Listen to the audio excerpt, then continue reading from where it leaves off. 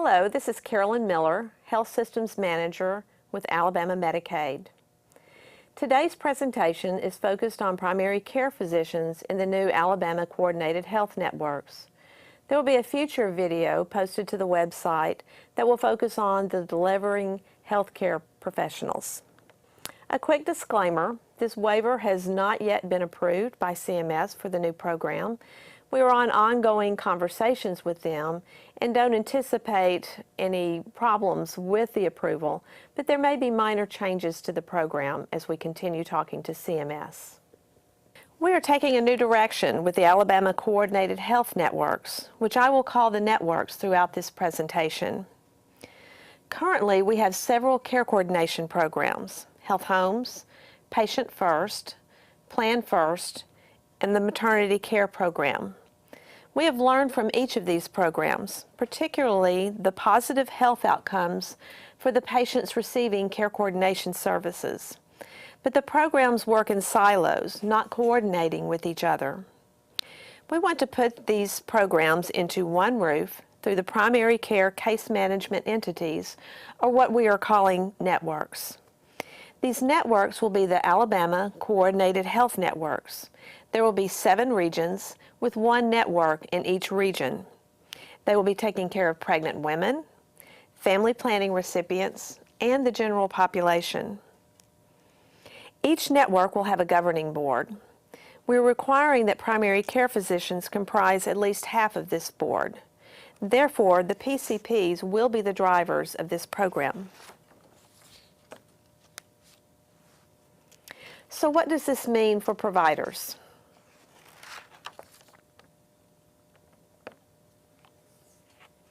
If you are a primary care provider, you will have the opportunity for bonus payments related to the quality goals in addition to your fee-for-service payments.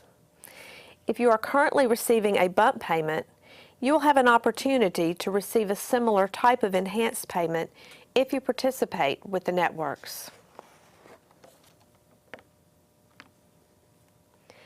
There will be changes to what we have today.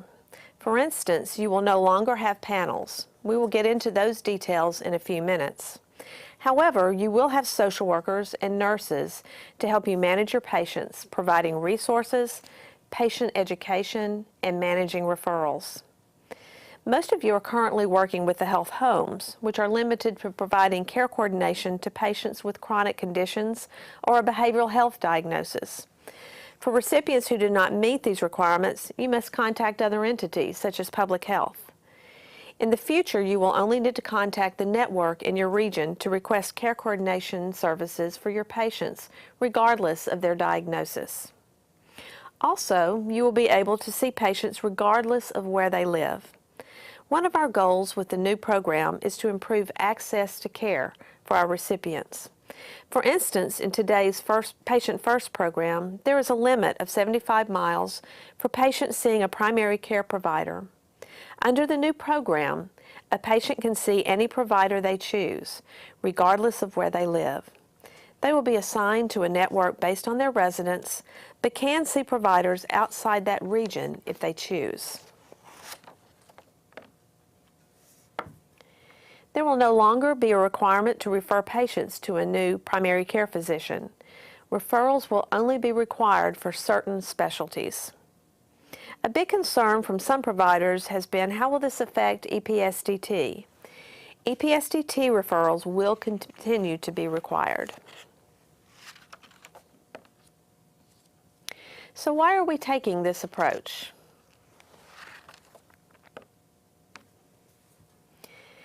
Here's an example of where we hope to make a difference. This is a graph showing the cost of medical services per age group for Medicaid recipients. As you can see from that very first line, that very tall line, our most expensive age group is in the first year of life. It is our firm belief that combining care coordination programs into one organization will improve the health of our infants and decrease infant mortality. By implementing this program, we believe we can change this chart. Currently, our care coordination programs are provided through multiple organizations. We want to move to a more holistic approach to impact Medicaid recipients across the lifespan to address issues impacting health in a more effective way. Let's look at the networks and how they will work. The Alabama Coordinated Health Networks will be covered statewide with one network in each of 7 regions. Each network will develop their care coordination programs, which will be specific to that region. There will be common goals and common quality measures, but each region is different, and the networks will be addressing issues specific to that region. For instance, one region may have greater concerns regarding opioid addiction, whereas another region may have greater incidences of asthma, so they may be developing initiatives for those specific concerns in their region. As mentioned earlier, the recipients will be assigned to the network based on their county of residence. Medicaid will continue to pay the physicians. They will not be paid by the networks.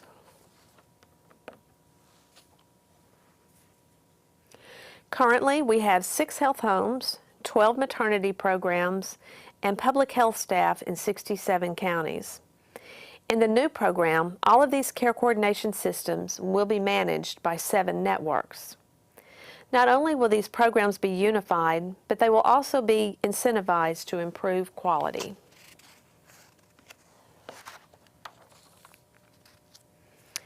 Here's the map of our new regions for the Alabama Coordinated Health Networks. As you can see, there are 7 regions.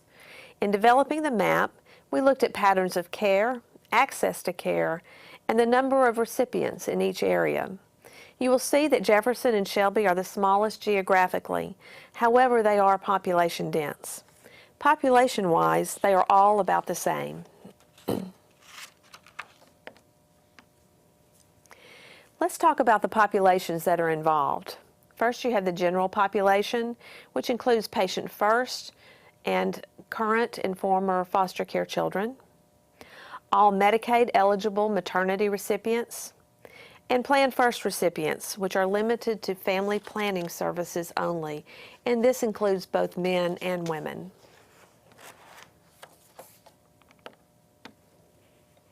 Now we will go through the care coordination services for the networks.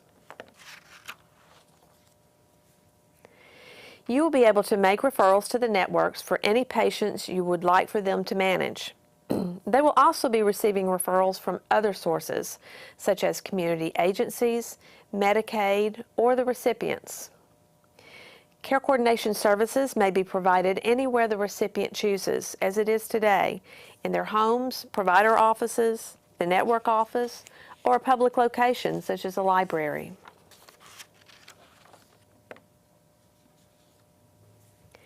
Care coordinators will be screening and assessing recipients to determine what needs they may have.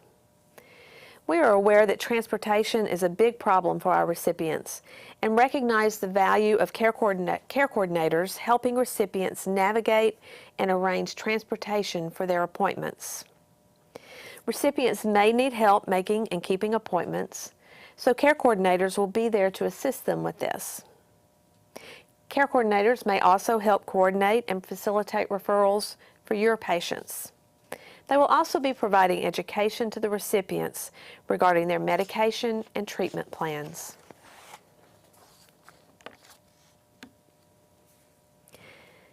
Care coordinators will also be helping recipients to see their primary care physician instead of going to the emergency room.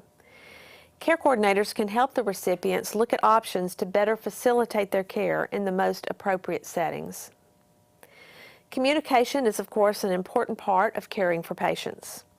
Care coordinators can accompany patients to their office visits to help communicate any questions or concerns that they may have, and they can assist the recipients in understanding the care plans that you all have come up with together. Additionally, they can help recipients locate needed resources, whether it's financial, medical, or additional support.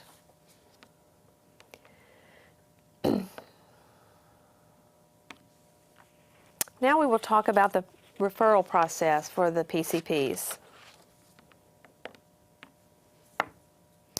As mentioned earlier, we are getting away from assigned panels and taking a different approach.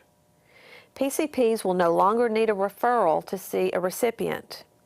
You will also no longer need a referral for your mid-level professionals, such as nurse practitioners and physician assistants. The EPSTT process will remain the same to ensure coverage beyond the 14-visit limit. Although you will not need a referral as a PCP, you will be required to continue making referrals to specialists in order to receive payments. Nurse practitioners and physician assistants in those specialty groups will also need a referral. There may be a scenario where the patient does not know or does not have a PCP, such as when they present at the emergency room and do not have a primary care provider. In these situations, the network may provide a referral to specialists.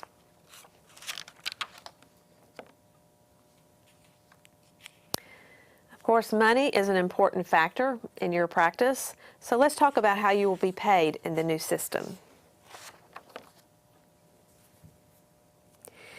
We have worked hard to align the incentives the physicians have to those of the networks and to Medicaid so that everyone is working together for a common cause. Today, you receive a monthly per member per month payment. In the future, these bonus payments will be made quarterly. As we transition to the new payment methods, we have structured it to keep primary care physicians whole during this time. So let's talk about how we are going to structure the bonus payments.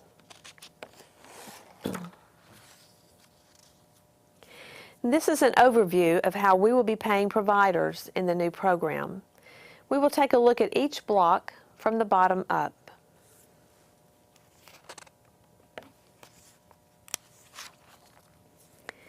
If you choose not to participate in the new networks but still want to be a Medicaid provider, you will receive the current fee-for-service schedule. Some of you only have a handful of Medicaid patients and may decide not to contract with the networks.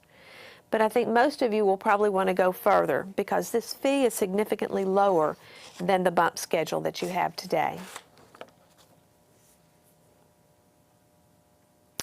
If you currently qualify for the bump payment, sign the required agreements, and participate with the networks, you will receive an enhanced fee-for-service payment that is similar to the bump payment that you receive today.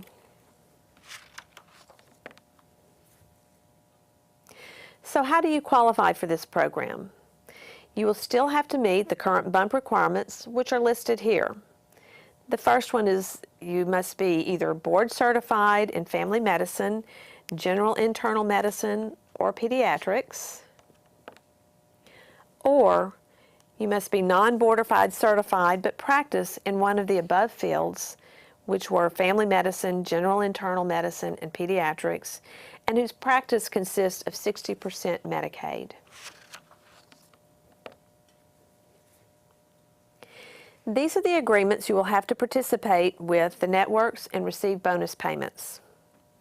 The Alabama Medicaid Provider Agreement is the agreement you currently have. You will not have to sign this again. You will need to sign new agreements with Medicaid and with the ACHNs, or the networks. The agreement with Medicaid, the Primary Care Physician Group Agreement, will be similar to the Patient First Agreement that you have today. You will only sign one agreement with a network to participate in the ACHN program, and this will allow you to participate with any network across the state. This agreement will be provided to you by the network in the region of your primary practice. This is different from the health homes today, where you must sign an agreement with every health home you choose to work with. And again, you'll only sign one agreement, and that will be with the network closest to you, but that agreement allows you to work with any network across the state. Unlike what we currently have with the health homes, you will be able to see recipients from anywhere, regardless of where they live. So what does that mean to participate with the ACHNs? You won't be involved in writing care plans, but will be looking over care plans of your recipients receiving care coordination services and providing input, similar to what you do today with other payers. You will be participating as needed in the multidisciplinary care teams. These go on today with the health homes, and they may be reaching out to you for input in these teams.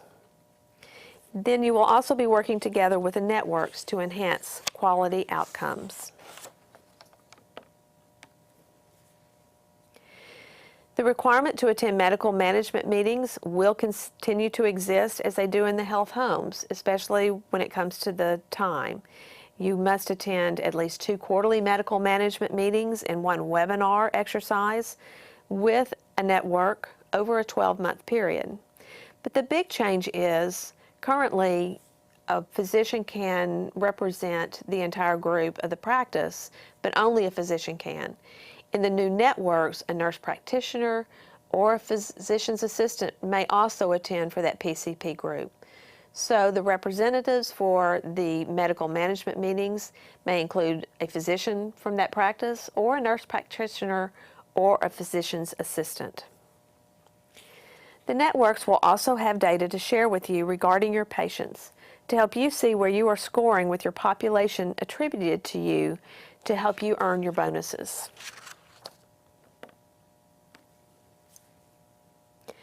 Alternate payment methodologies, which will continue as they do today for FQHCs, rural health clinics, and physicians who are part of the medical faculty at teaching hospitals.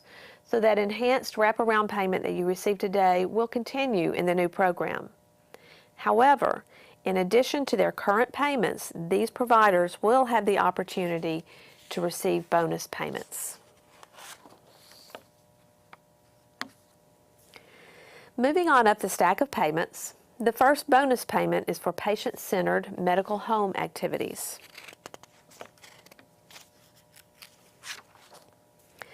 We value the concept of patient-centered medical homes, such as through NCQA, so we will be paying a quarterly bonus payment if you have achieved the PCMA recognition or are working towards this recognition. This will be evaluated annually, but paid on a quarterly basis.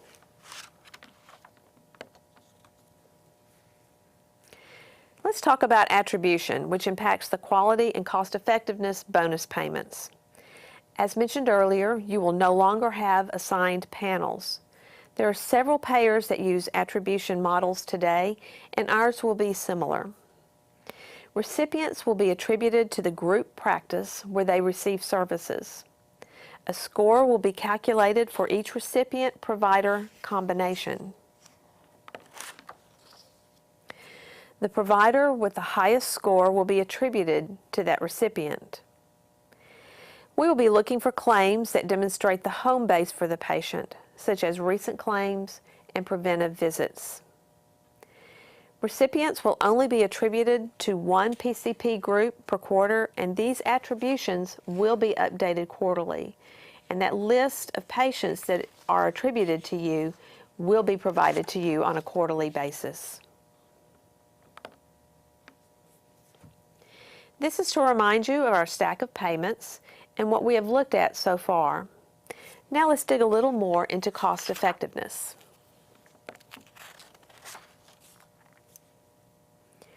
Some of you have patients that are sicker or more chronic than other providers. Therefore, the cost effectiveness payments will be risk adjusted. The cost effectiveness will be calculated based on a 2-year look back of medical claims and 1 year on maintenance medication claims history. Examples of maintenance meds would be insulin or asthma medications.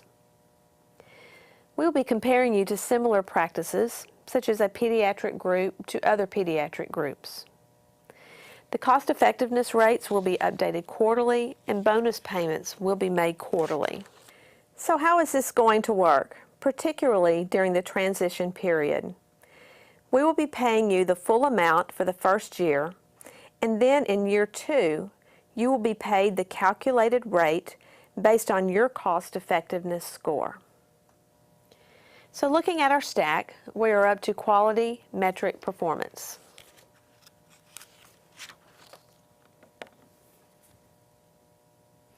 Again, we'll be paying you the full amount for at least the first full quarters, the 4 full quarters. Then payments will be calculated based on performance of identified quality measures relevant to the group practice.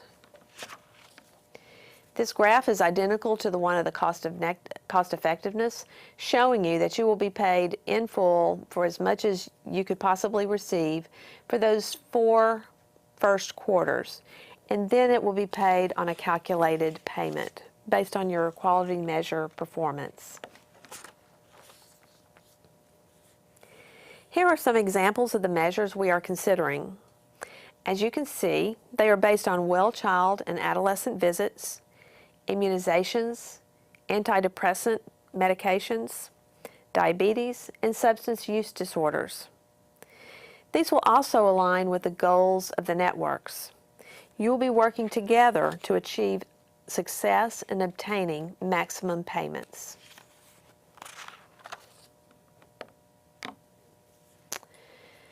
The next 2 slides will summarize what we have today in the Patient First program and the networks going forward.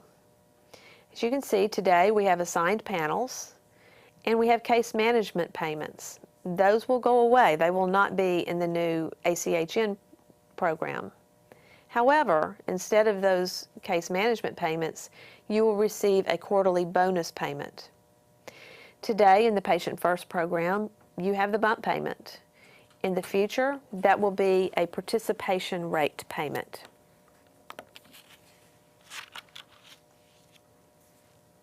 Currently in our Patient First program, we have 12 maternity districts, 6 health homes in 5 regions, ADPH staff serving 67 counties in the Patient First program. Well, in the future, all of these will be combined under one roof in 7 networks with in 7 regions. So there'll be one network in each region of the 7 regions. So we're taking 18 programs and 67 county staff and combining them under one roof in the networks. Today we have medical management meetings that require physician's attendance. In the future, they can also be attended and represent the group as a nurse practitioner or a physician's assistant. Today in the Patient First program, you have referrals to see new PMPs. In the future, a primary care physician referral will not be required. Today with the health homes, you have to sign an agreement with every health home that you care to participate with. In the future, you will only need to sign one agreement to cover all 7 networks.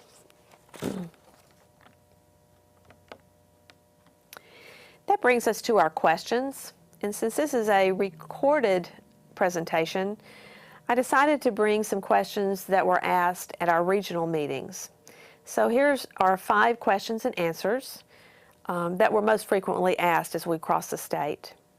The first question is, since the PCPs will no longer have panels, how will the agency keep patients from doctor shopping? The answer is, currently, primary care physicians have panels, and yet patients can change physicians anytime they choose, and often go to a physician that they're not even assigned to. The 14-day limit helps to reduce some of this, and this rule will continue and remain in place as we transition to the new ACHNs.